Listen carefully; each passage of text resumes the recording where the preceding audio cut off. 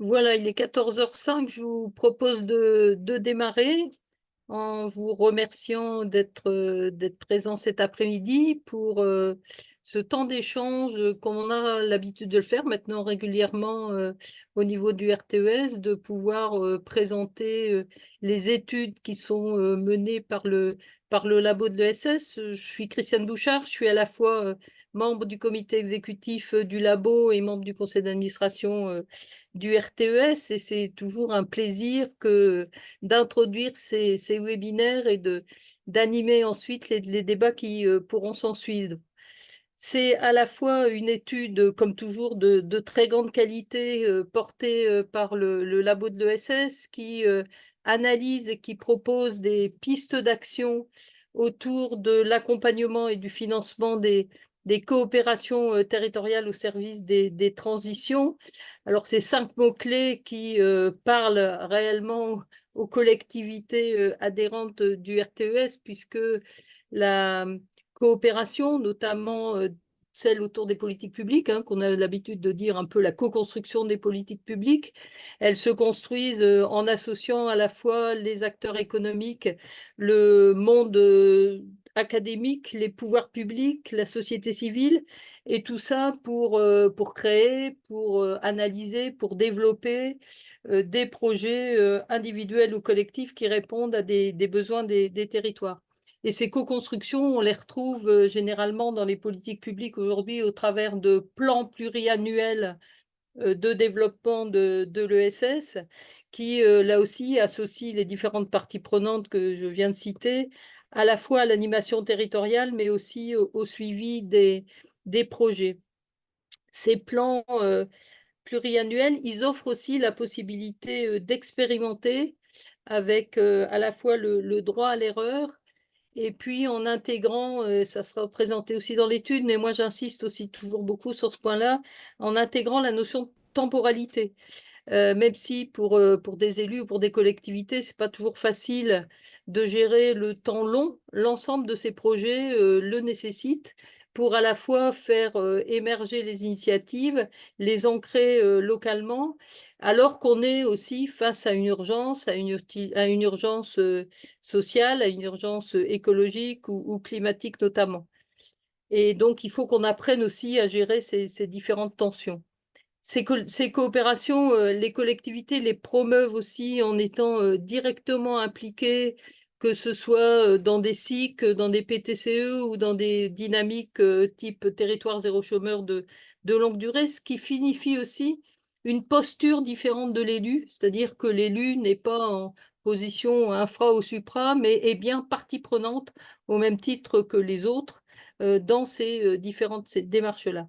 Et enfin, les coopérations sont ancrées aussi localement dans les territoires, que ce soit en milieu rural ou en milieu urbain, avec des articulations nécessaires avec les différents niveaux d'échelle, qu'elles soient nationales, européennes, voire internationales. Alors, tout ça, c'est des points qui parlent réellement aux collectivités et qu'on va en partie retrouver dans cette étude, mais je vais laisser à la fois à Elisa et à Marc la présentation en détail du travail qui a été mené, en les remerciant encore de l'ensemble de leur investissement, et qui s'appuie toujours, mais je pense qu'ils vont le redire, à la fois sur des analyses de terrain, mais aussi du partage d'expérience et une innovation aussi dans cette étude action par rapport peut-être aux études précédentes, c'est de proposer une suite avec des chantiers coopératifs, mais je leur laisse présenter l'ensemble du travail mené en les remerciant de nouveau. Et je leur passe la parole. Merci beaucoup, Christiane. Je vais juste prendre le relais, Chloé, merci pour vous partager notre support.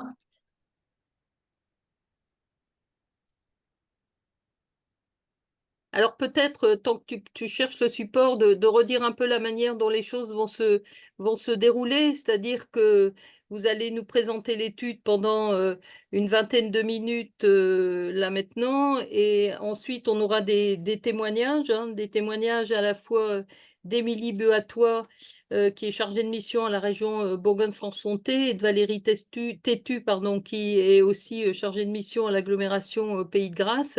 Et ensuite, on aura un temps large pour vos questions et les réponses qu'on pourra y apporter.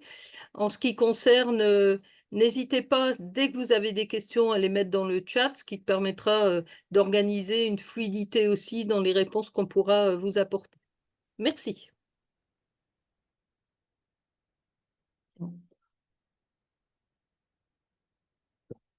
Oui, merci beaucoup Christiane pour ces mots d'introduction. Merci au RTS pour votre invitation et merci à toutes et tous d'être présents aujourd'hui. Avant d'entrer dans le vif du sujet, je vais d'abord vous présenter rapidement effectivement les modalités de travail de cette étude qui a été réalisée entre septembre 2022 et juillet 2023 selon à travers la méthodologie du labo que Christiane vient de présenter, c'est-à-dire une étude qui se base sur d'abord l'analyse de la littérature existante sur la coopération, sur ces questions de coopération territoriale. Cette étude a aussi été suivie par un groupe de travail composé d'une trentaine de membres. Donc nous avons fait 7 réunions thématiques sur le sujet des coopérations. Et aussi, c'est basé sur la visite de 6 initiatives qu'on est allé voir dans les territoires, ainsi que sur des échanges complémentaires. Et on a aussi eu l'occasion d'organiser 2 séminaires, un sur la coopération et un sur le financement, qui ont réuni 70 participants et qui ont été très riches pour faire remonter des pistes d'action et qui ont enrichi notamment les chantiers coopératifs dont on va vous parler un peu plus tard. Alors, ce rapport d'étude s'intitule « Vers une société de la coopération » parce que nous, on considère que la coopération, c'est à la fois une finalité, mais aussi un moyen et une alternative à la société de concurrence. La coopération, c'est pas simplement un outil, c'est un changement de paradigme complet, comme tu l'as rappelé, Christiane, qui implique un changement de méthode et de pratique. Et enfin, on s'intéresse aux coopérations territoriales car on pense que le territoire est une bonne échelle, une échelle pertinente pour coopérer. Alors, dans l'étude, on définit les coopérations territoriales comme des associations de personnes donc, qui réunissent des citoyens, des habitants, des pouvoirs publics, des acteurs économiques de la société civile, tous ces acteurs qui visent à créer et développer un projet commun sur un territoire. On s'intéresse pas à n'importe quel type de coopération, mais aux coopérations territoriales au service de la transition écologique juste. Donc, ce concept de transition écologique juste, on a eu l'occasion de le définir au labo dans une précédente étude. Et pour nous, ça désigne une transformation radicale et démocratique de notre société pour assurer tant la soutenabilité écologique de cette société, mais aussi une réponse digne et suffisante aux besoins de tous et l'émancipation de chacun. Et ce que nous souhaitons advenir sur les territoires, c'est vraiment des écosystèmes coopératifs territoriaux. Pour nous, c'est la forme la plus aboutie de la coopération. C'est là-dedans que ce sont des porteurs d'actions systémiques dans les territoires et, comme tu l'as rappelé, Christiane, des espaces d'expérimentation et de transition locale. Alors, les coopérations territoriales, elles sont extrêmement diverses, comme tu l'as rappelé, Christiane, de par leur finalité et les activités. On peut avoir des PTCE, des tiers-lieux, les PAT, les AMAP sont autant d'exemples de coopération territoriale. Elles sont diverses de par les territoires, les parties prenantes qui les composent aussi, de par leur modèle socio-économique qu'on va exposer juste après, et les modèles juridiques, et aussi selon leur stade d'avancement. Certaines sont en émergence, certaines sont déjà bien avancées. Et cette diversité influe sur leurs besoins en accompagnement et en financement. Ensuite, pour accompagner et financer ces coopérations territoriales, il y a des spécificités à prendre en compte. Donc, la temporalité, tu l'as rappelé, Christiane, et je pense que c'est important qu'on le répète souvent. Et comme on l'a dit tout au long de l'étude, la coopération ne se décrète pas, elle se construit. c'est une construction par le faire ensemble, ce qui veut dire que la posture d'accompagnateur, quand on accompagne une coopération, on va être dans cette posture de facilitateur, de tiers de confiance. Et ce qui va être important aussi, c'est d'accompagner le collectif à s'animer par la suite. C'est pour ça aussi qu'on a ces termes-là de passeur, de transmetteur. Et accompagner une coopération territoriale, c'est aussi mettre en place une démarche sur mesure en fonction des spécificités des territoires, mais aussi de la complexité des modèles économiques et juridiques de ces coopérations, et aussi prendre en compte le risque financier. Ainsi, un des enjeux principaux au regard des collectivités, c'est d'acculturer les pouvoirs publics à ces coopérations et à ces spécificités. Pour accompagner les coopérations territoriales, on a cherché à identifier les métiers et les compétences qui s'y rapportent. Et on a identifié 2 métiers qui peuvent être complémentaires et portés par la même personne. Il y a un volet animation des coopérations territoriales, dont les fonctions vont être la coordination, la facilitation, le pilotage. Par exemple, c'est le cas, ce métier s'exerce dans le cadre d'une animation d'un projet alimentaire territorial, par exemple. Ça va être aussi le second métier qu'on a identifié, c'est celui de développer les coopérations territoriales. Pour les fonctions qui s'y rapportent vont être plus des fonctions d'animation du collectif, d'animer la réflexion stratégique. C'est le cas, par exemple, lorsqu'on développe les filières économiques à l'échelle d'un territoire. Et de ces métiers, il y a 2 positionnements qui se révèlent. D'abord, l'accompagnement interne, qui va être réalisé soit par des bénévoles, soit par les salariés, ou l'accompagnement externe qui va être fait par des structures d'accompagnement ou les pouvoirs publics qui vont avoir ce rôle. 3 enjeux se rapportent à ces métiers. D'abord, un enjeu de reconnaissance de la spécificité de ces métiers ainsi que leur valorisation. Cet enjeu-là, d'ailleurs, est travaillé dans les chantiers coopératifs, on vous en parlera tout à l'heure. La question de la formation des élus et des agents des collectivités à ces métiers-là, et enfin le renforcement du rôle des collectivités dans l'animation des coopérations territoriales. Pour accompagner les coopérations territoriales, on a cherché aussi à catégoriser ces coopérations territoriales au regard de leurs besoins d'accompagnement et de financement. Donc, pour tout type de coopération, il y a un besoin de financement interne. C'est vrai à tout stade de développement, mais particulièrement en phase d'émergence. On a défini la notion de coopération territoriale modélisée qui se réfère, pour définir ces coopérations qui se réfèrent à un ou plusieurs modèles existants. Donc, ça va être par exemple les PTCE, les PAT. Ce type de coopération, leurs besoins vont être d'être accompagnés notamment par des pairs ou par des réseaux d'appui, qui soient territoriaux ou nationaux. Et ces réseaux d'appui ils doivent être financés pour remplir cette mission-là. Ensuite, on a identifié les coopérations territoriales non modélisées qui ne font pas référence à un modèle existant. Et ces coopérations-là vont avoir comme besoin d'être accompagnées par un tiers de confiance qui va aider à faciliter le processus, la dynamique collective, à définir le projet et à construire aussi le collectif. Et enfin, la dernière catégorie qu'on a catégorisée, c'est la coopération territoriale systémique. Ces coopérations-là agissent vraiment pour la transformation systémique du territoire. Ça peut être sur une thématique comme l'alimentation ou une thématique plus généraliste. Et dans ces coopérations-là, il y a une réelle dimension stratégique et partenariale à développer pour construire un véritable projet de territoire. Et les besoins vont être sur l'animation territoriale, sur l'appui au maillage des acteurs et l'appui stratégique. Pour ces coopérations-là, il y a 3 forts enjeux. D'abord, le soutien structurel et pluriannuel, le développement du transfert de savoir-faire et des réseaux d'échange entre pairs, et le soutien financier à ces réseaux d'appui.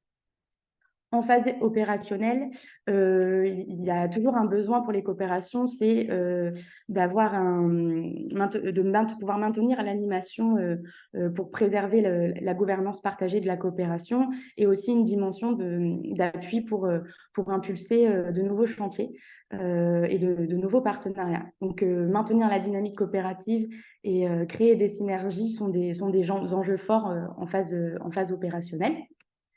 Enfin, en ce qui concerne le financement des coopérations territoriales, on a catégorisé de manière différente la question des modèles économiques en 3 types. D'abord, la coopération territoriale marchande, où là, les ressources proviennent principalement des revenus d'activité et les besoins de financement sont communs aux entreprises de l'ESS. En revanche, pour les coopérations territoriales non marchandes, du fait de leur faible revenu d'activité, voire quasiment inexistant, leur financement repose la plupart du temps sur des aides publiques ou privées. Et enfin, un troisième type de coopération, c'est la coopération territoriale hybride, où donc là, le modèle socio-économique repose sur l'hybridation des ressources entre revenus d'activité, emprunts, subventions, dons. Donc, dans notre étude, on a plusieurs exemples de ces 3 types de coopération. Et les enjeux pour ces coopérations vont être de réunir les conditions nécessaires pour maintenir un modèle socio-économique viable, mais aussi de trouver les modèles juridiques qui permettent de soutenir ces coopérations territoriales. Voilà, je m'arrête pour cette partie qui visait à présenter un peu la diversité des coopérations et leurs spécificités, et vous présenter aussi les différents besoins qu'elles ont en termes d'accompagnement et de financement. C'est assez rapide, donc on pourra y revenir pendant le moment d'échange, mais pour l'instant, je donne la parole à Marc qui va vous présenter plus spécifiquement le positionnement et le rôle des collectivités au regard de ce sujet de l'accompagnement et des financements. Oui, bonjour. Donc, je suis Marc Alfandéry et donc, je vais piloter cette étude sur l'accompagnement et le financement des coopérations territoriales au service de la transition. Et je préside également un fonds de dotation qui s'appelle le Quai Voltaire. Voilà, donc la question que je vais poser aujourd'hui, c'est comment les pouvoirs publics locaux peuvent participer au développement des coopérations territoriales. Et ça nécessite effectivement de penser le territoire, avoir une vision commune du territoire. Et je pense que les collectivités locales ont un rôle majeur à jouer dans la transition.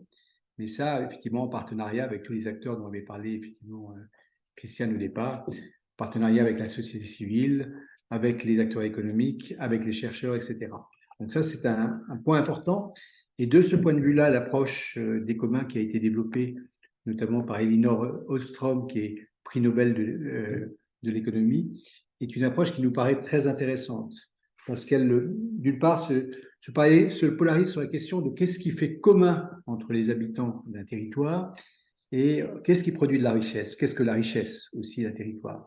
Donc, c'est des questions fondamentales et il nous semble que travailler autour de cette vision commune du territoire, travailler autour finalement des priorités qui apparaissent à la fois pour les acteurs, enfin pour tous les acteurs du territoire, une priorité est absolument essentiel. Donc ça veut dire effectivement d'agir ensemble pour une transition écologique juste. Et pour les collectivités locales, c'est aussi une question une problématique que Christiane avait posée au départ. Il faut changer de posture, c'est-à-dire devenir partenaire de tous les acteurs du territoire au service de la transition. Et donc, ça veut dire que, par exemple, c'est passer de la position de donneur d'ordre, qui est effectivement une des fonctions des collectivités locales, à celui de partenaire des acteurs de la transition, des acteurs des coopérations territoriales. Et donc, de ce point de vue-là, ce qui est important, c'est de pouvoir identifier en quoi les projets coopératifs ont un impact social et environnemental, qu'est-ce qu'ils apportent au territoire. Il faut aussi travailler dans cette notion de plan pluriannuel et donc créer des instances de gouvernance territoriale pluriacteurs qui définissent effectivement ensemble des plans d'action. Et puis, évidemment, s'il va systématiser l'approche par des filières économiques en faveur de la transition, que ce soit dans l'agriculture, dans la mobilité, dans l'énergie, etc. Alors, on a dit qu'effectivement, les coopérations territoriales avaient besoin de temps, mais elles ont besoin aussi d'accompagnement. Nous avons travaillé effectivement sur un état des lieux de l'accompagnement et nous avons remarqué que il y avait d'une part, mais ça on l'avait dit au départ, un manque d'acculturation des acteurs, et notamment des collectivités locales, mais pas que, à la coopération territoriale, et qu'il y avait un enjeu justement à la formation, à la coopération territoriale, des dispositifs d'accompagnement qui sont limités, parce qu'ils sont souvent ponctuels, peu accessibles et souvent peu adaptés aux coopérations territoriales. Et donc, ce qui nécessite d'avoir un travail en amont pour pouvoir élaborer les dispositifs d'accompagnement et leur financement. Et puis, un manque de reconnaissance des réseaux thématiques ou généralistes qui, en ce qui concerne ce dont on avait parlé, les coopérations territoriales modélisées, ont un rôle absolument essentiel. Par exemple, la cellule d'animation nationale des PTCE et sa déclinaison au niveau régional ont un rôle tout à fait essentiel dans l'accompagnement des PTCE. Et donc, ils ont besoin de soutien financier par rapport à ça. Les propositions qu'on fait par rapport à ça, c'est d'une part de monter des formations qualifiantes, en partenariat notamment avec le CNFPT et autres, sur les métiers de la coopération territoriale, parce que nous pensons que l'ingénierie de coopération, c'est quelque chose de spécifique qui se différencie de l'ingénierie de projet traditionnelle. Une des propositions qu'on a faites aussi, c'est de créer des postes de développeurs de coopération territoriale qui sont financés par l'État et les collectivités locales. C'est-à-dire que l'animation territoriale a un rôle tout à fait essentiel à jouer pour permettre de relier à l'échelle d'un territoire les initiatives, que ce soit des coopérations ou des entreprises de l'ESS ou autres, en tout cas de façon à pouvoir travailler vers un écosystème coopératif territorial. Ensuite de ça, donc, pour pouvoir illustrer justement cette question, on va s'appuyer sur le témoignage de Valérie Tétu, qui est chargée de mission économie sociale et solidaire à la communauté d'agglomération du Pays de Grasse, et qui donc œuvre depuis, je crois, 15 ans à cette question, effectivement, de communauté d'acteurs de l'ESS et aussi la possibilité de créer un conseil de développement de l'économie sociale et solidaire à l'échelle de leur territoire. Valérie, c'est à toi, si tu es présente. Ah, c'est bon.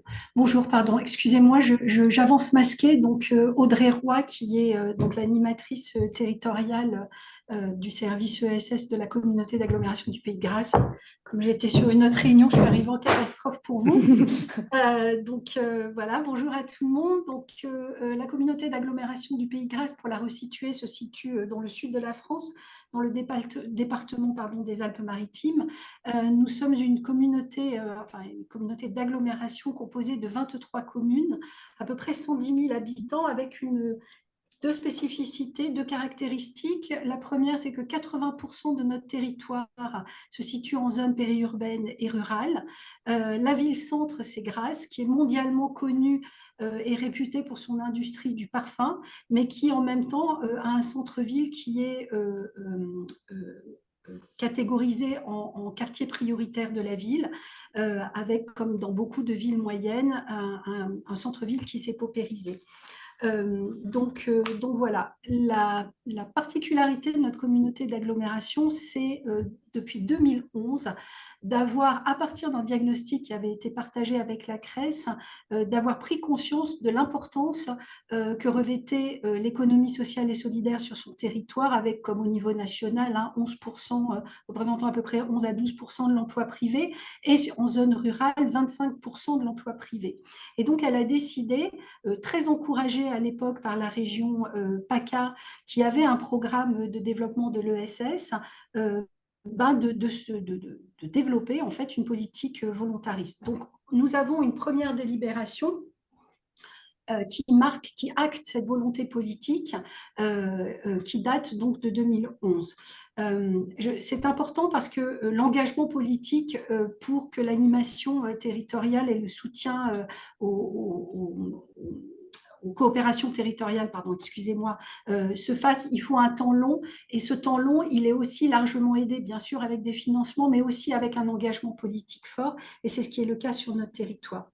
Donc, comme le disait Marc, nous avons partagé en fait une ambition commune sur le territoire, d'abord avec une approche extrêmement inclusive. L'idée, c'était pas de créer une dynamique qu'avec les acteurs de l'ESS sur le territoire, mais bien d'inviter tous les acteurs qui se reconnaissaient dans les valeurs et les pratiques de l'ESS et qui avaient envie de coopérer dans un objectif de développement territorial soutenable, plus solidaire et plus durable. Et donc, pour organiser et pour fixer dans le marbre cet engagement commun, nous nous sommes donnés d'une charte territoriale qui, à 2 reprises, depuis 2012, a été relue avec les acteurs pour s'assurer tous les 3-4 ans à peu près qu'on était bien toujours dans le même objectif et qu'on partageait toujours bien la même vision en fait des coopérations sur notre territoire. Donc voilà, on s'est doté aussi évidemment d'un plan d'action, donc encouragé par la région au début, et c'était les fameux contrats locaux de développement de l'économie sociale et solidaire, qui ensuite chez nous ont fait l'objet d'une organisation en répondant à l'appel à projet French Impact qui avait été lancé par l'État. Et suite à French Impact, nous nous sommes dotés à nouveau d'un plan d'action. En fait, il est revisité à peu près tous les 3 ans. Ce plan d'action que l'on appelle maintenant plan local de développement de l'économie sociale et solidaire. Donc, cette feuille de route qui est partagée et co-construite avec l'ensemble des acteurs dans une logique où l'agglo, même si elle est délibérée, même si c'était elle qui est à l'origine d'une politique volontariste sur le territoire, se met vraiment pour la construction de ce plan d'action sur un positionnement de coopérateur, de partenaire avec l'ensemble des acteurs, entreprises classiques du territoire, autres partenaires institutionnels, citoyens, associations, etc. Donc voilà. Et ce plan d'action donc est animé par une gouvernance qui est partagée avec tous ces acteurs. Généralement, en début d'année, on se voit pour fixer notre feuille de route sur l'année et on se voit en fin d'année pour faire une évaluation de notre travail. Bien sûr, il y a eu un engagement fort de la collectivité pour financer cette ingénierie, cette animation territoriale. C'est le poste de chargé de mission. Aujourd'hui, avec le poste d'Audrey qui est en renfort de cette mission. Et c'est un investissement sur le temps long. Je le disais, 2011, on est en 2024, donc ça ne fait pas tout à fait 15 ans, mais au final, on n'en est pas loin. Et donc, c'est tous ces éléments qui ont permis de faire vivre cette coopération sur le territoire et qui ont donné naissance à des pépites comme la SIG Tetris que beaucoup d'entre vous doivent connaître, qui nous réunit sur la question de l'accompagnement à la transition solidaire sur les territoires, de la transformation solidaire sur les territoires. Et puis, on a aussi d'autres collectifs, notamment un collectif sur une filière très particulière et très patrimoniale sur notre territoire, qui est la filière des arômes et parfums, avec l'association Fleurs d'Exception, qui mobilise plus d'une 40aine d'agriculteurs, toutes les collectivités à tous les niveaux qu'elles se situent, la région, que ce soit la région, le département, notre PCI et aussi les communes du territoire, mais également les industriels du parfum sur le territoire pour réhabiliter, remettre en mouvement la culture de la plante à parfum dans une logique de filière responsable et solidaire, puisqu'on a aussi toute une dimension formative pour intégrer, inclure des personnes qui sont éloignées de l'emploi dans ces métiers de l'agriculture de la plante à parfum. Donc voilà, c'est l'histoire de notre territoire, l'histoire longue de notre territoire et l'histoire des coopérations. On en est qu'aux prémices. Je voudrais juste rajouter une dernière chose, c'est le changement de posture. Évidemment, pour un EPCI, alors c'est un travail qui avait été fait par notre chercheuse locale, mais qui est reconnue au niveau national, doctorante Geneviève Fontaine, sur justement ces communs et ces coopérations, et sur les postures des collectivités avec 3 niveaux, comme le rappelait Marc, celui de donneur d'ordre, celui de facilitateur, qui est quand même acquis dans nos postures aujourd'hui, et celui de coopérateurs qu'il faut encore développer. Et ce changement de posture, ça nécessite aussi de la transversalité, casser les silos, arriver à travailler en coopération, à la fois bien sûr avec le territoire, mais en interne des services aussi. Et là, il manque encore quelques années, je pense, pour que les choses arrivent à être plus fluides. Voilà, voilà l'expérience du pays de Grèce. Oui, merci Valérie. Effectivement, la SIG Tetris a été une des visites apprenantes que nous avons réalisées dans le cadre de l'étude. Et c'est extrêmement intéressant parce que en fait, elle illustre parfaitement à la fois le lien entre les activités qui sont menées par des citoyens, par des habitants et des habitantes, et puis le rôle des chercheurs. C'est-à-dire que l'idée, c'est à la fois de construire une coopération territoriale en faisant ensemble et en faisant émerger effectivement des choses qui sont assez extraordinaires, une fabrique numérique, une manufacture de proximité, une recyclerie, une ressourcerie, etc. Et à chaque fois, des projets qui sont montés systématiquement et qui sortent qui sortent du panier parce qu'ils sont portés par des habitants. Donc, c'est cette créativité qu'il peut y avoir.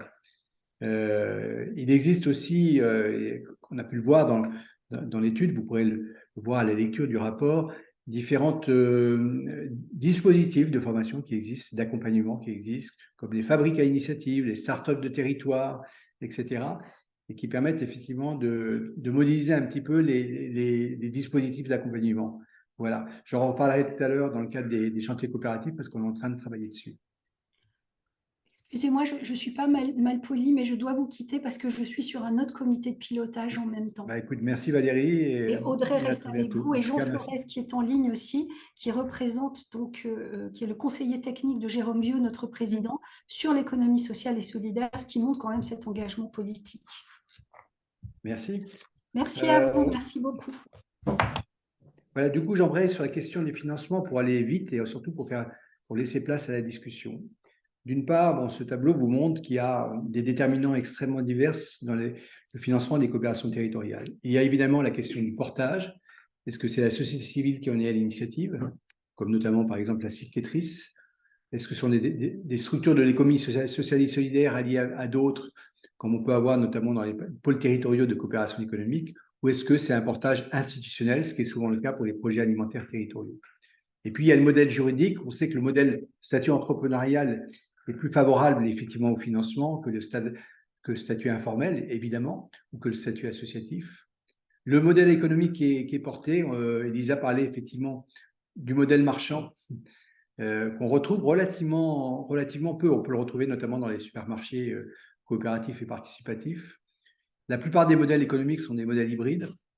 Et puis, il y a certains modèles qui sont des modèles non marchands. Ben, on parlait des projets alimentaires territoriaux. Ils ne vivent pas par leur activité, mais la plupart du temps, ils sont subventionnés ils sont soutenus par les collectivités locales.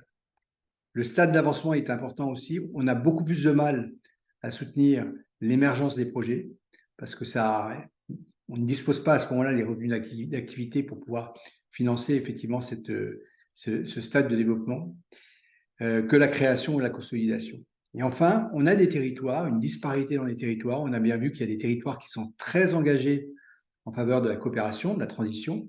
On en a rencontré. L'objet, ce n'est pas effectivement de donner les bons et les plus mauvais, mais c'est de montrer qu'effectivement, cet environnement porteur est extrêmement important pour le financement et le développement des coopérations territoriales. Voilà, donc ça crée effectivement des besoins de financement plus ou moins importants. On a aussi des coopérations territoriales qui n'ont pratiquement pas de besoin de financement. Si on prend par exemple une AMAP, qui est quand même une coopération à l'échelle d'un territoire, elle est restreinte, eh bien c'est un dispositif qui ne nécessite aucun financement parce qu'il se suffit à lui-même. Voilà. Et donc, l'offre de financement qui existe aujourd'hui sur les coopérations territoriales est très, très, très limitée. Il existe peu de dispositifs existants et ceux qui existent sont souvent peu accessibles. Et je parlais également pour l'accompagnement, mais de la même façon, peu adaptés et peu pérennes. Ça passe principalement par les appels à projets. Et on a des appels à projets qui, d'une part, ne répondent pas toujours aux besoins des coopérations. Et les deux points extrêmement importants qui résultent de l'étude, c'est d'une part, l'émergence des coopérations territoriales est souvent très mal financée. Et souvent, ça demande du temps.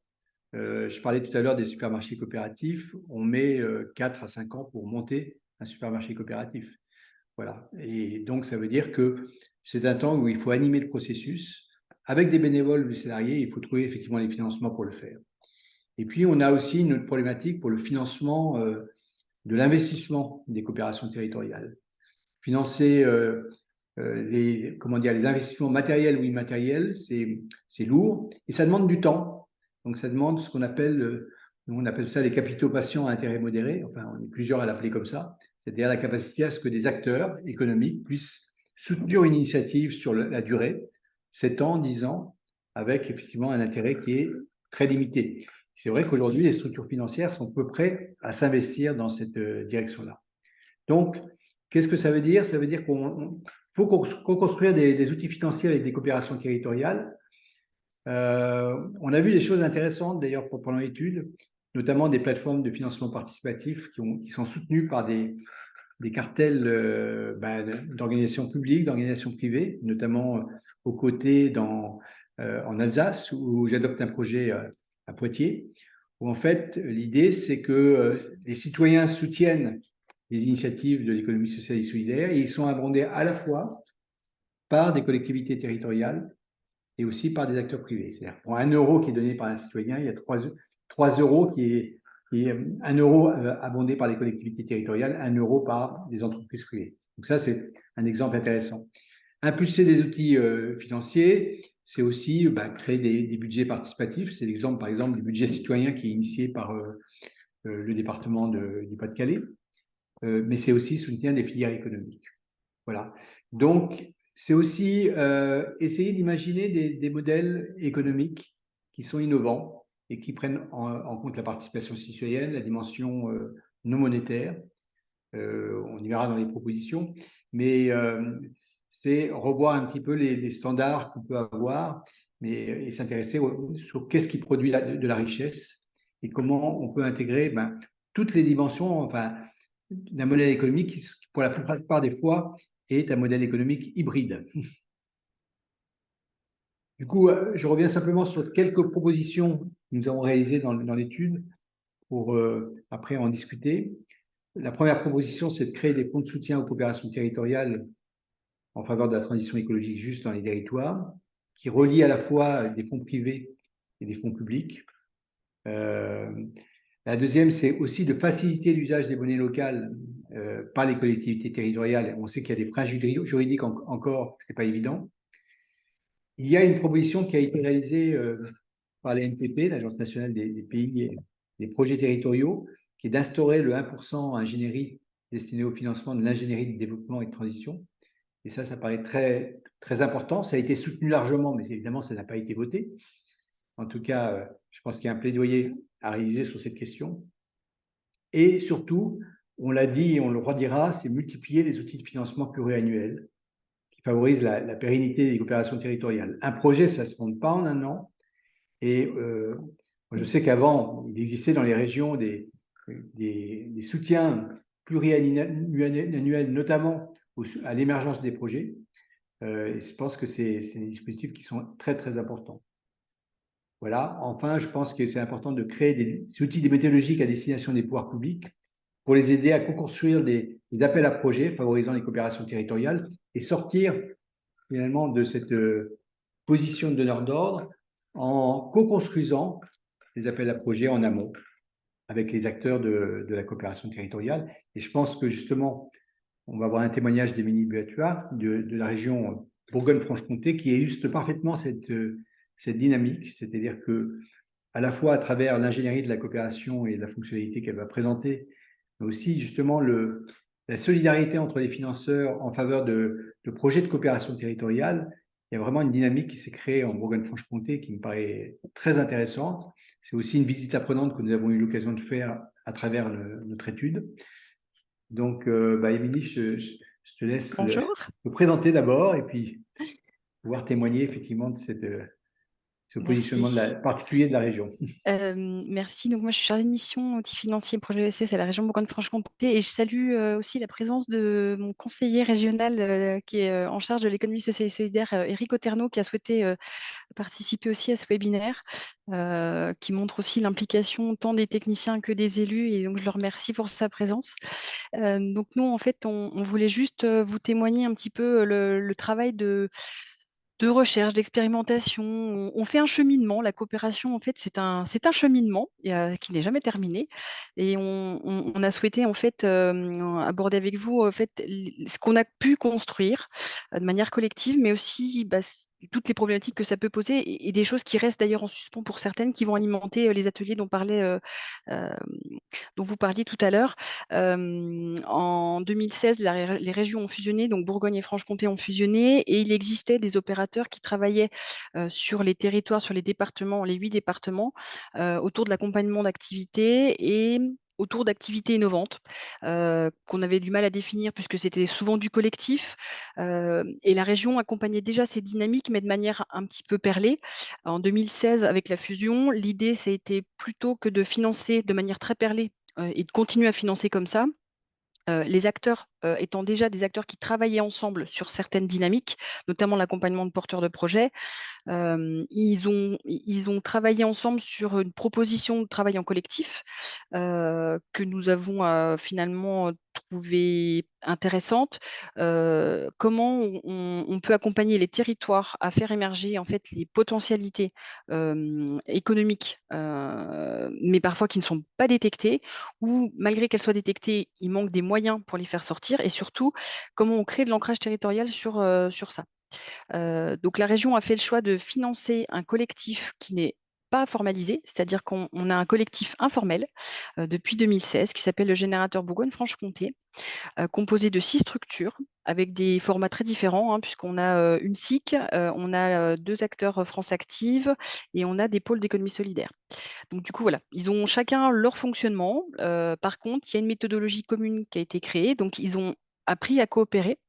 Nous, on a appris à travailler avec des acteurs qui coopèrent. Ça a demandé aussi du travail en interne parce que du coup, la coopération, ça ne se décrète pas, ça s'apprend. Et puis, tout ne peut pas fonctionner en coopération. On l'a aussi découvert. Mais en tout cas, ce qui était intéressant, c'est de voir qu'on avait trouvé une solution pour financer du temps de mise à disposition d'agents sur les territoires qui viennent en complémentarité avec le travail que fait la région au niveau des territoires sur ces dispositifs plus classiques, mais qui vient aussi alimenter tout le panel de dispositifs de droit commun quand on fait une aide à l'investissement sur un projet, parce que du coup, ce qui va sortir du générateur quand il accompagne les territoires, à terme, c'est des projets qui sont économiquement viables et qui ont parfois besoin de soutien financier. On a eu un projet de réhabilitation d'un monastère à vocation touristique, par exemple, qui a mobilisé finalement plusieurs financements de la région après, une fois qu'il a été en route, parce que du coup, bah voilà, mais par contre, d'avoir pu accompagner le territoire. Il y avait un tiers de confiance qui permettait aussi de comment dire? De passer outre certaines problématiques, territoriales, politiques, locales, et en même temps, le financement de la région, comme le projet est arrivé très en amont, on a pu finalement maqueter le projet pour qu'il rentre dans les dispositifs de droit commun successivement. Donc, c'était aussi comment on crée une chaîne vertueuse d'accompagnement pour que le financement, tant des opérateurs qui accompagnent, mais aussi le financement du projet qui va sortir, soit optimisé et que la réponse soit la plus globale, complète. Donc, on a donc ce collectif, et dans ce collectif, chacun apporte finalement de la matière. Et on a fait le choix au niveau de la région de leur laisser.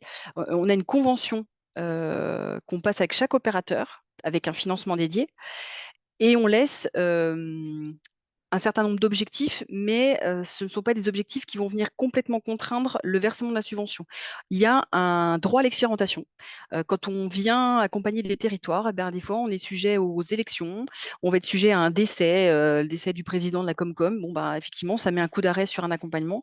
Et puis, il y a des territoires qui vont être accompagnés plus ou moins longtemps. On compte en moyenne 3 ans pour accompagner un territoire. Donc, on peut pas contraindre les opérateurs à avoir un objectif quantitatif fixe. Par contre, c'est la démarche d'aller démarcher les collectivités, c'est la démarche d'accompagnement, et c'est effectivement un suivi à long terme, puisque du coup, voilà, l'idée, c'est depuis 2016, qu'est-ce que ça a pu produire sur le territoire, et pour valoriser autrement que financièrement, qu'est-ce qu'a apporté Générateur? Le collectif a mis en place une démarche d'évaluation de son utilité enfin, voilà, qui est à disposition. Donc, j'enverrai les liens, mais que vous pourrez télécharger effectivement. Et l'idée, c'était qu'est-ce que ça a pu apporter sur les territoires, cet accompagnement? Parce que nous, en plus, en tant que région, on est sur un échelon très haut, et on n'a pas toujours le retour du territoire local. Et le générateur nous permet d'être présent dans chaque territoire. C'était un souhait de la présidente aussi de territorialiser l'action publique.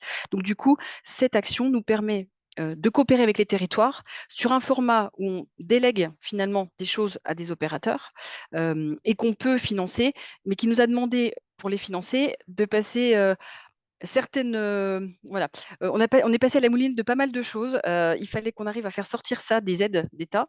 Ça nous demande chaque année une note de 15 pages avec à peu près une dizaine de cartographies pour expliquer qu'on est sur un projet d'ancrage territorial, très localisé, avec une mise à disposition effectivement de temps agent. Mais attention, que chaque collectivités qui sont accompagnées viennent également mettre financièrement un ticket. Le générateur n'intervient pas à blanc. Il est cofinancé maintenant avec l'ADEME qu'on a pu également intégrer dans la boucle, puisqu'il y a un vrai intérêt pour les enjeux de transition. Donc, majoritairement en région ADEME. Au démarrage, il y avait la Banque des territoires, mais qui est plutôt maintenant sur une autre phase, sur des opérations de communication, par exemple. Et puis, par contre, les EPCI, les collectivités qui sont accompagnées, viennent mettre systématiquement une petite partie de financement. Et d'une, c'est parce que ça leur permet de s'engager. Nous, on est sûr qu'il y a un engagement qui va être fait au moins sur les 3 ans. Et puis, ça permet d'avoir du temps agent dans la collectivité qui va être dégagé, puisqu'ils ont quand même mis un financement. À un moment, il faut qu'ils aient le retour sur investissement.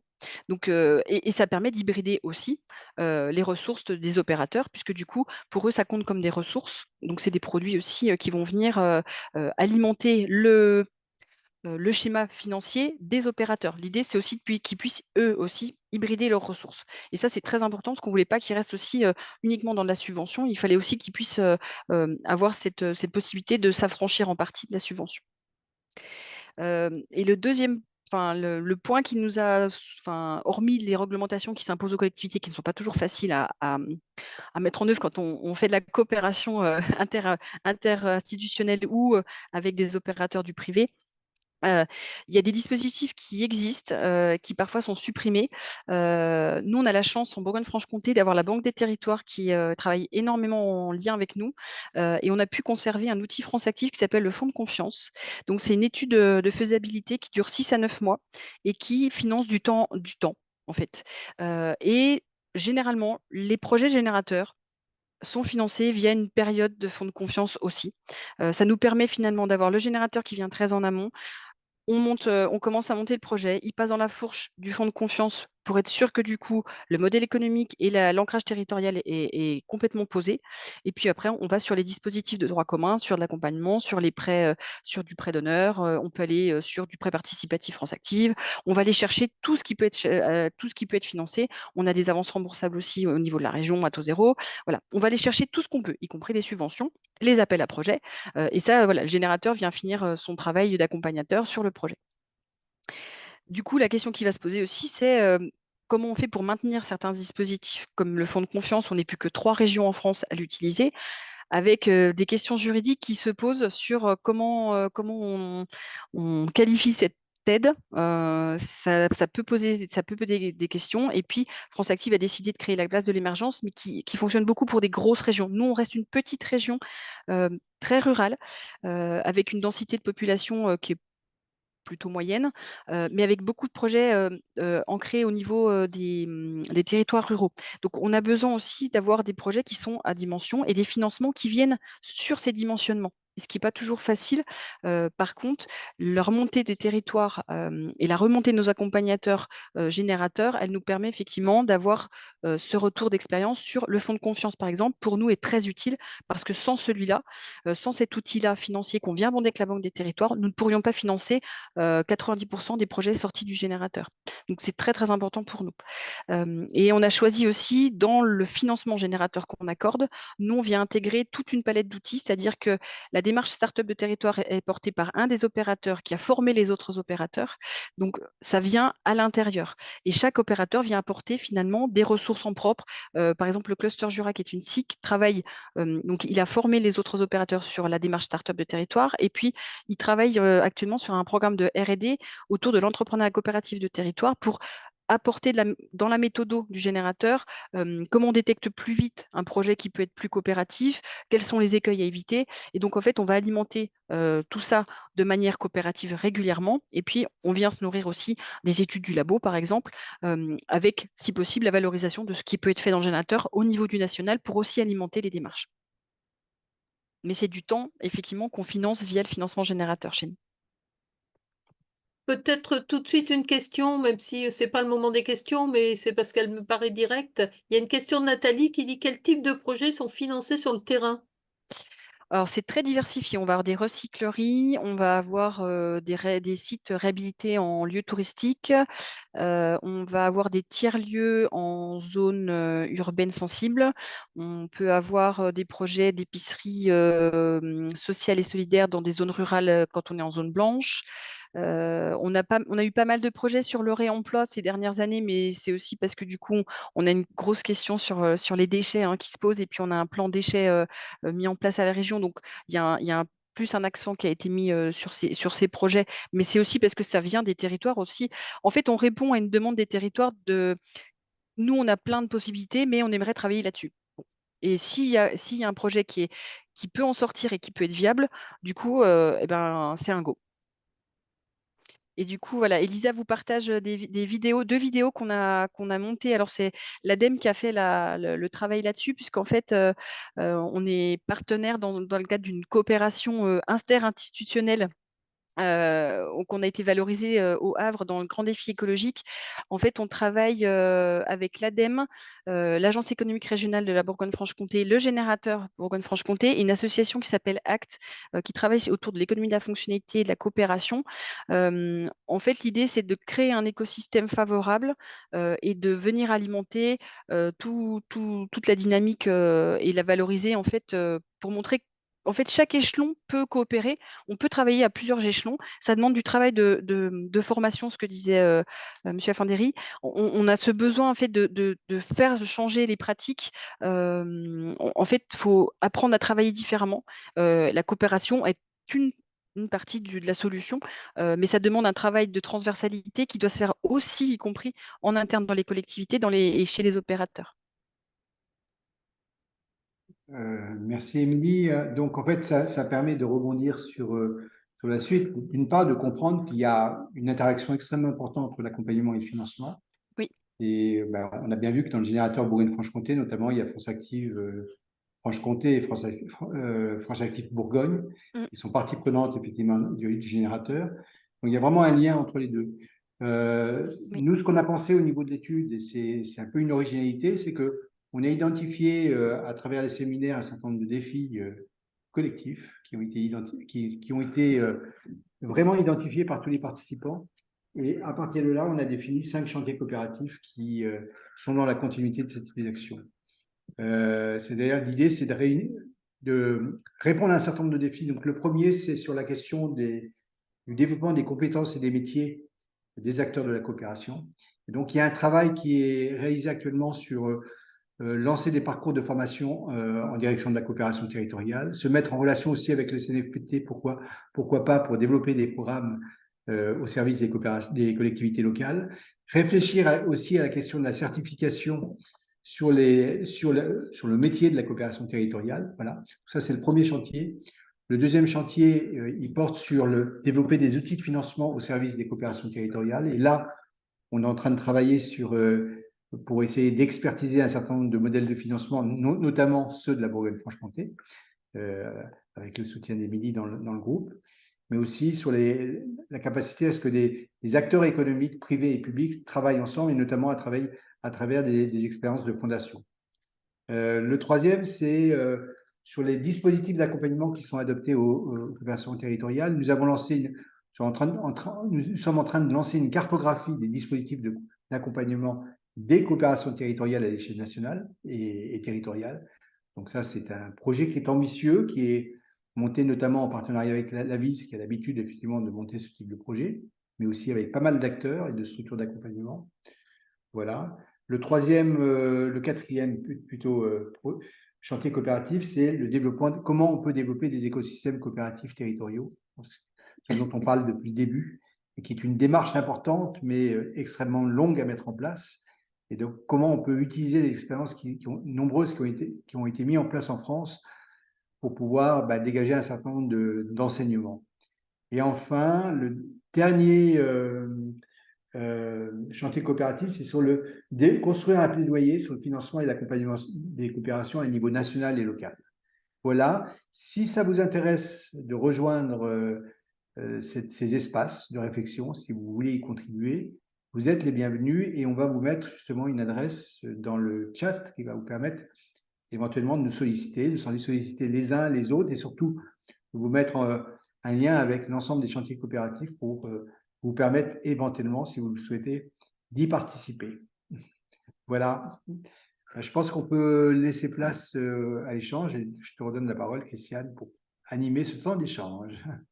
Merci Marc, merci Elisa et merci aussi à Émilie et à Valérie. Je pense que c'est toujours intéressant d'avoir des exemples qui illustrent concrètement ce qui se passe sur les territoires et aussi la capacité, enfin ce qui me vient à l'esprit comme ça en vous ayant écouté, la capacité quand même d'innovation, d'expérimentation qu'ont les collectivités. Enfin, je trouve que c'est quand même intéressant de voir que dès lors qu'on se fait de la transversalité, et Dieu sait, je sais que c'est pas facile, y compris à l'intérieur des collectivités, on voit qu'on arrive à lever certains freins ou à faire en sorte que les projets soient pas seulement des projets à faire entrer dans des cases financières ou administratives, mais qu'on peut toujours arriver à trouver des solutions innovantes. Et je pense que l'ESS a vraiment cette capacité d'innovation. Enfin, je trouve que ça ressort très fortement de l'ensemble des choses qui ont pu être dites. Voilà, vous avez place aux questions. Pour le moment, dans le chat, je n'en ai pas, si ce n'est que effectivement sur le fonds de confiance, on nous dit, c'est ce que dit Philippe, qu'il y a de la chance d'avoir pu le garder au niveau de la Bourgogne-Franche-Comté. Mais n'hésitez pas à poser vos questions. Soit en direct, hein, soit par le chat si vous le souhaitez. Alors, il y a une question qui pointait quand même, enfin, qui était une remarque, puisque Marc, tu disais que les AMAP, bon voilà, c'était uniquement de la coopération qui n'avait pas forcément besoin de financement. Quelqu'un disait que les AMAP peuvent avoir besoin d'un lieu, ce qui peut représenter effectivement un type de subvention. Là, ça nous renvoie à une autre question que le RTES a déjà pas mal travaillé et va continuer à approfondir, c'est la question du foncier, qui effectivement pour les structures de l'économie sociale et solidaire est toujours un peu une difficulté à pouvoir y accéder. Pouvoir d'avoir des lieux partagés, pouvoir avoir effectivement une utilisation éphémère aussi éventuellement de certains espaces avant qu'ils ne soient retransformés. C'est vrai que la question du foncier est aussi une vraie question. Voilà, juste pour... Michel Souillac. Ah, Christiane, bonjour. J'avais pas vu que j'avais levé la main. Bon, c'est possible. Ah, bah écoute, ça Non, mais apparaît justement, sur mon écran. c'est l'occasion. Effectivement, moi, bon, j'ai hésité à m'inscrire parce que je me suis dit encore une visio sur la coopération. Et finalement, je suis ravi. Enfin, je trouve que c'est très intéressant. Et enfin, moi, ce que j'aimerais poser, c'est on voit bien que ça ne va pas de soi, hein, la coopération. Bon, tout le monde le sait. Je pense qu'il y a des enjeux d'antagonisme culturel, hein, qui se posent entre les acteurs. Et on a bien vu qu'un préalable à la coopération, c'est le dégel, en quelque sorte, de ces antagonismes. Moi, je constate un peu par expérience, je peux un petit peu parler par expérience maintenant, que les collectivités sont quand même très marquées par une culture, je dirais, alors sans être excessif, mais techno-planificatrice, en fait, hein. Donc, la volonté, c'est de tout coucher sur le papier, de faire en sorte que sur le papier, toutes les conditions soient réunies pour passer à l'action et à la mise en œuvre. Alors que les porteurs de l'ESS, enfin en tout cas, en plus, moi je me situe comme ça, sont plutôt sur une culture de l'expérimentation. Le mot a été prononcé d'ailleurs, hein, par la représentante de la région Bourgogne-Franche-Comté, avec cette visée d'appréhender le réel sur des bases très concrètes, en fait, hein, et non pas dans une logique forcément de bureau d'études. Voilà, je trouve qu'il y a cette difficulté à vaincre, et je constate que la coopération est souvent plus aisée, plus immédiate avec les acteurs de la société civile, avec les citoyens, parce je trouve qu'on parle plus le même langage et qu'au sein des collectivités, on y arrive, hein, bien évidemment, mais c'est souvent plus compliqué parce qu'il y a quand même un management basé très souvent sur un cloisonnement, alors que moi, je suis un farouche partisan du décloisonnement, ce qui ne rend pas toujours les choses faciles. Enfin, voilà, c'était un peu un petit mot d'humeur comme ça, d'humeur sympathique, hein, rassurez-vous. Voilà puisque tout à coup, soudainement, j'avais la parole. Voilà ce que j'ai envie de dire, Christiane, et vous toutes et tous. Merci Michel. Est-ce que d'autres veulent s'exprimer ou rebondir sur des choses qui ont pu être dites? Ou partager une expérience aussi de vos collectivités ou de vos questionnements sur le sujet? Et Christiane, je trouve pas le bouton pour lever la main. Donc Eh je me ben, permets. eh ben, vas-y Philippe. Non, mais alors moi, je suis le responsable du service développement local de Plaine Commune, qui est un établissement public territorial du Grand Paris, donc en Seine-Saint-Denis, qui porte à la fois une politique de soutien à l'ESS et un projet alimentaire territorial. Donc on a un peu cette double approche et ça fait longtemps qu'on travaille sur les questions de coopération. On a un territoire qui est très réceptif là-dessus parce que on doit avoir 5 PTCE qui sont nés sur le territoire, une douzaine de SIC, enfin, et d'autres projets qui n'ont pas pris des formes aussi reconnues que ça. Et alors, cette étude, elle est intéressante parce que elle vient donner un outillage un peu théorique, formel, cadré à des constats qu'on a fait sur le terrain. Elle vient les compléter aussi. Donc ça, c'est vraiment intéressant parce que je reviens là, enfin, je rejoins vraiment sur cette question du plaidoyer qui est vraiment indispensable aujourd'hui. Nous, par exemple, on avait proposé une année un truc tout simple. Les PTCE ont valeur légale, c'est labellisé, c'est quelque chose de simple à comprendre pour une collectivité, finalement, quand même. C'est un dispositif, État, machin. On en a 5 sur le territoire. Leurs objectifs, développement de la petite enfance, transition écologique, agriculture urbaine, tiers-lieux culturels, etc., correspondent à des politiques publiques affirmées de pleine commune. On les connaît, on a des traditions de partenariat ensemble. Eh ben, finançons-leur un demi-ETP par an d'animation. Donc, ce qui représentait quelque chose comme 75 ou 80 000 euros. Donc, ce n'était pas non plus une somme absolument phénoménale pour un EPT de, on est combien d'habitants? Je ne sais plus combien on est d'habitants, mais enfin de 450 000 habitants. Et de fait, on n'a pas été suivi.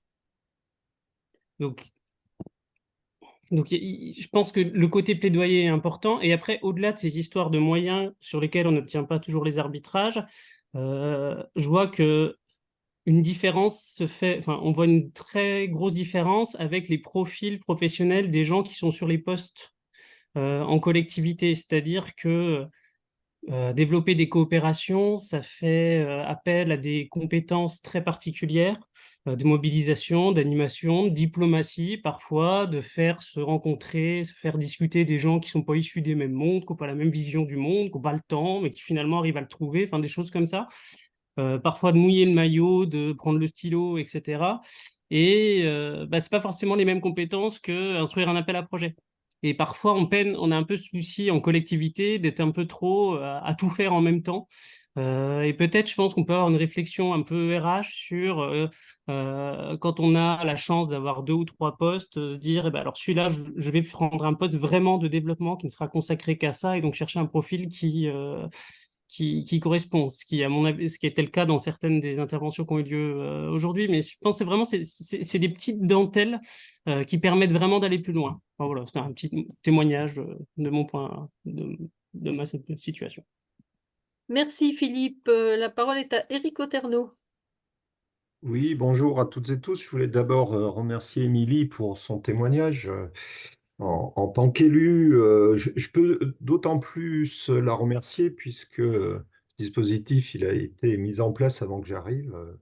Voilà, et il fonctionne bien. C'est pas le dispositif dont je voulais parler parce qu'Émilie a été très exhaustive sur le sujet.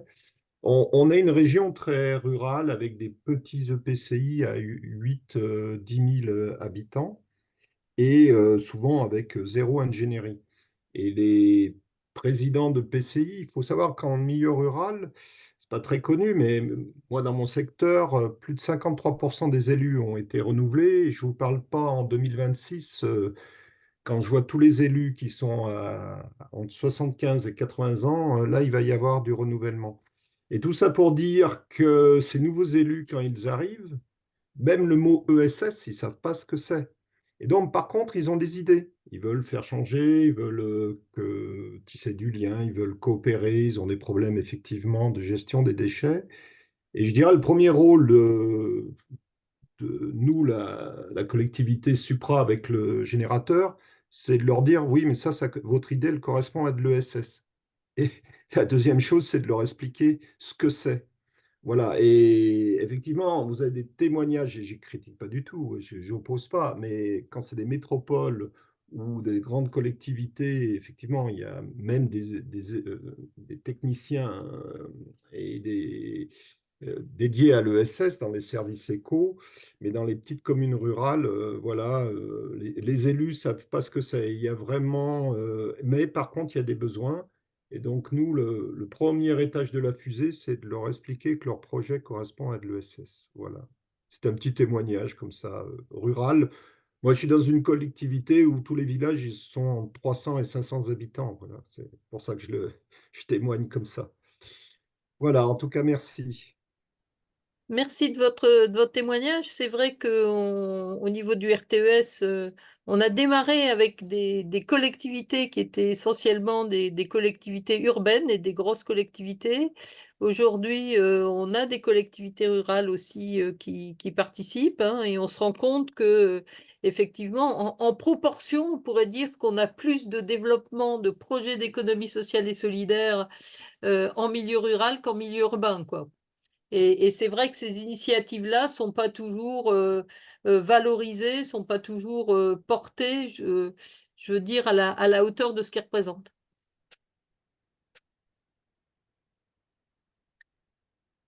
D'autres interventions? N'hésitez pas. Moi, si je peux rebondir, en tout cas, si Vas-y, Marc. je me permets, Christiane, sur ce qui a été dit, notamment l'intervention de Michel Souillac sur les antagonismes culturels entre la société civile et finalement les collectivités territoriales.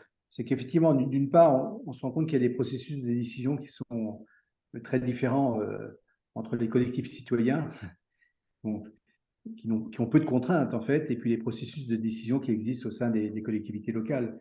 Et ce qui crée effectivement des tensions.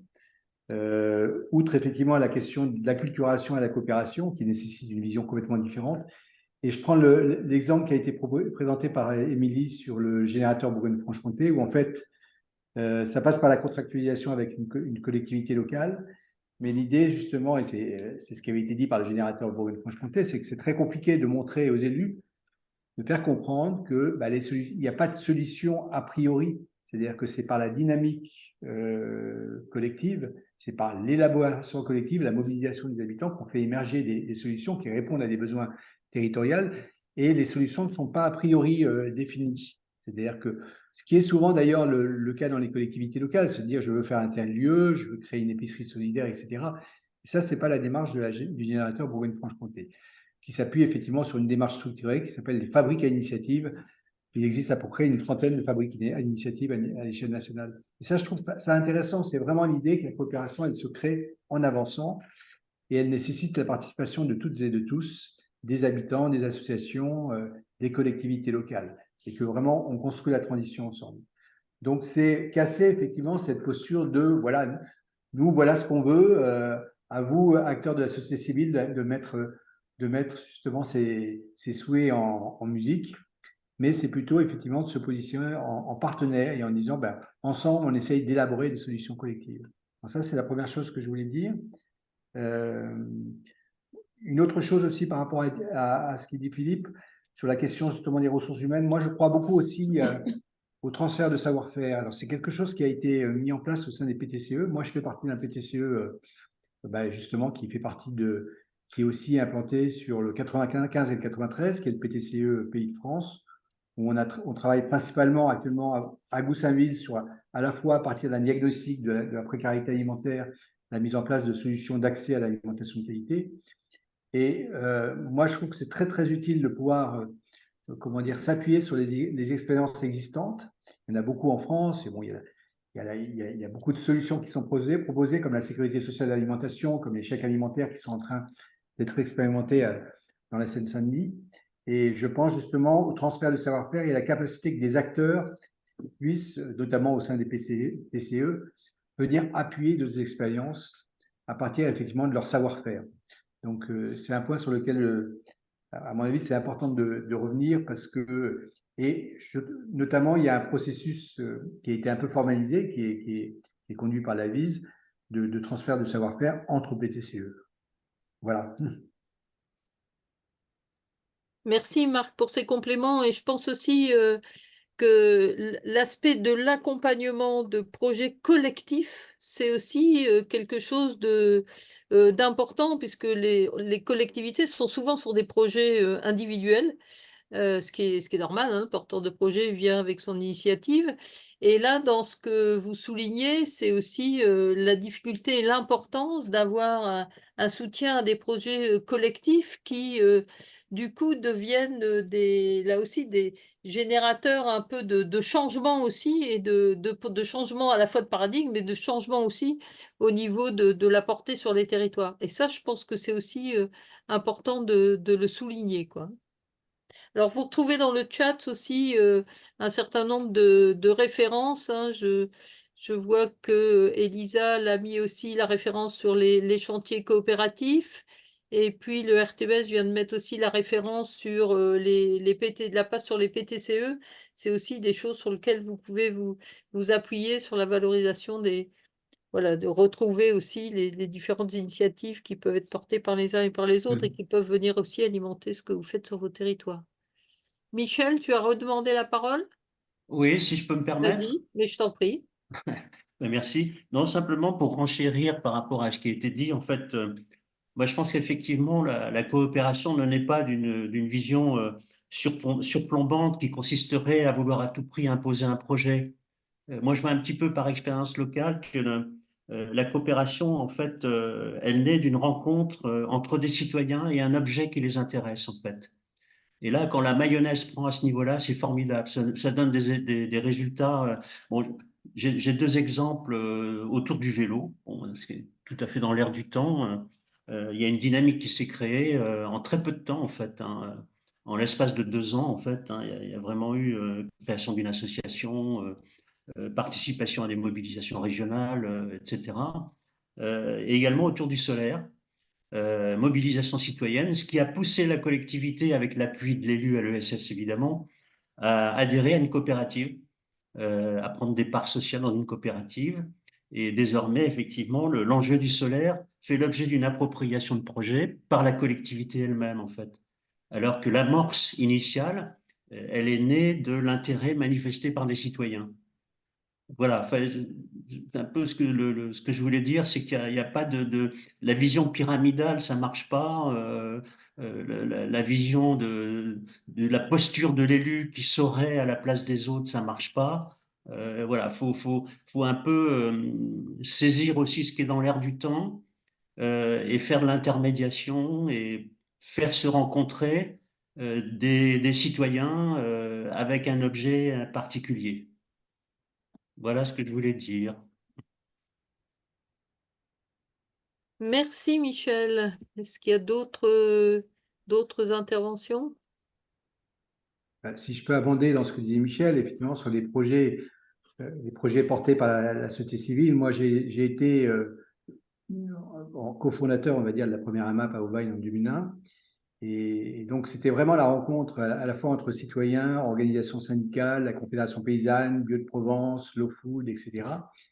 Et dès le début, on a été appuyé par la région. Et c'était à l'époque Philippe Chénaud, qui était vice-président de la région PACA, qui nous a apporté une aide, enfin, c'est la région qui nous a apporté une aide formidable.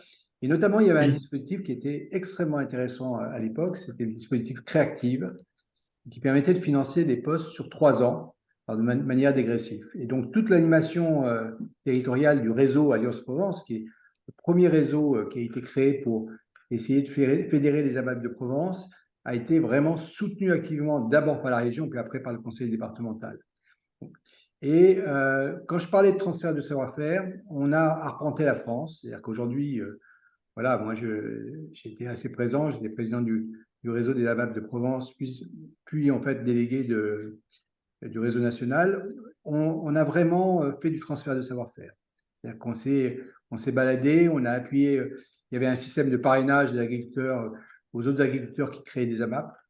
Et en fait, c'est parti comme un feu de paille, puisqu'aujourd'hui, on a 3000 AMAP. Bon, alors évidemment, ce n'est pas la solution unique, mais je trouve que c'est une expérience très intéressante portée par la société civile. Et jamais on n'aurait anticipé, lorsqu'on a créé la première AMAP, de cet essor comme un feu de paille, où c'est parti comme ça, alors que vraiment, on avait rigolé en disant à la première réunion, dans 5 ans, on aura 100 AMAP, et au bout de 5 ans, on en avait beaucoup plus, alors que c'était un rêve totalement impossible pour nous. Voilà. Donc, je pense effectivement à cette capacité et cette synergie et cette force totalement improbable que la coopération peut créer à un moment donné, parce qu'elle répond à des besoins du territoire et des besoins des territoires, des habitants, des habitantes. Merci Marc de ce témoignage. Et je pense aussi que toute la réflexion aujourd'hui autour de la précarité alimentaire, c'est aussi un vrai sujet, quoi. Est-ce qu'il y a d'autres remarques, interventions, commentaires? Je vois aussi que Chloé a mis à l'intention d'Éric Oterno aussi les ressources du projet Tresson qui ont été portées aussi par le RTES et par la VISE sur justement la place de l'ESS dans les territoires ruraux. N'hésitez pas voilà, à vous en imprégner, voire à revenir vers nous si vous avez des questions. Et pour information, je me permets de compléter. Effectivement, c'est un projet qui a été porté pendant 3 ans et cette année, on relance Tresson 2024 et notamment avec la VIS toujours et notamment sur les liens entre ESS et agriculture. Vraiment pour essayer de travailler au renforcement des coopérations, des liens sur les territoires ruraux. Voilà, donc on aura l'occasion on reviendra vers vous, Monsieur Oterno, sur ce projet. Je ne sais pas s'il n'y a pas d'autres prises de parole. Avant de redonner la parole à Christiane, hein, qui pourra conclure ce webinaire, bon déjà de ma part remercier vraiment chacun de vous pour vos témoignages, Elisa et Marc, vraiment pour la présentation de l'étude et la recherche-action du labo de l'ESS, et puis voilà, Valérie Tétu et Émilie Buatour pour vos témoignages. Je me permets de partager quelques prochains rendez-vous du RTES. Et notamment l'Assemblée générale qui se tient les 4 et 5 juillet prochains à Marseille, où il y aura d'ailleurs un parcours de visite apprenante autour de l'alimentation qui a été évoqué voilà, juste à l'instant par Christiane, où c'est vrai qu'on est en train en ce moment de travailler à l'écriture d'un repère sur alimentation durable, économie sociale et solidaire pour mettre en avant les leviers d'action des collectivités en la matière, avec beaucoup d'initiatives qui émergent sur les territoires. Et puis voilà, vous voyez apparaître de nombreux autres rendez-vous. Je l'ai mis tout à l'heure dans le chat, mais j'attire notamment votre attention sur le séminaire autour du foncier qui aura lieu le 7 juin prochain à Lyon.